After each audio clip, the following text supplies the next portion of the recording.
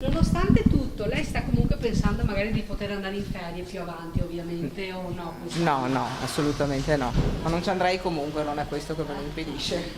Beh sì, mi piacerebbe, tenuto conto magari dell'aspetto economico e anche di altre situazioni da valutare, ecco.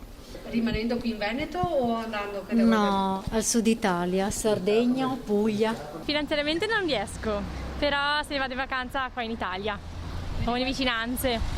Assolutamente in considerazione, cercando anche delle alternative, tutto molto italiano ovviamente, però fiduciosi di fare una scappata magari in qualche posto un po' esclusivo, quindi non molto affollato al mare, magari qualche formula diversa dai soliti hotel oppure in montagna, perché no? Bisogna pensare positivo, assolutamente. Ma certo che voglio andarci in ferie, più avanti naturalmente, quando mi danno la possibilità di farlo. Si vive la giornata, tra virgolette, stando attenti, perché vedo che la gente ha paura.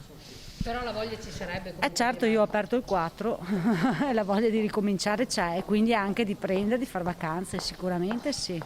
Di rivivere un po' anche la zona nostra e anche sì, l'Italia, insomma, ecco. C'è la voglia di riprendere.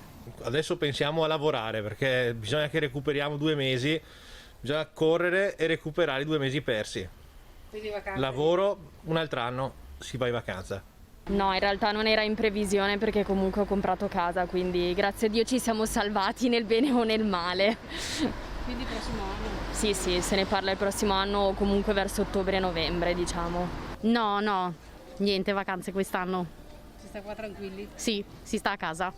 Ma stiamo optando per qualcosa proprio in famiglia, magari una villa da qualche parte, ma non nella confusione.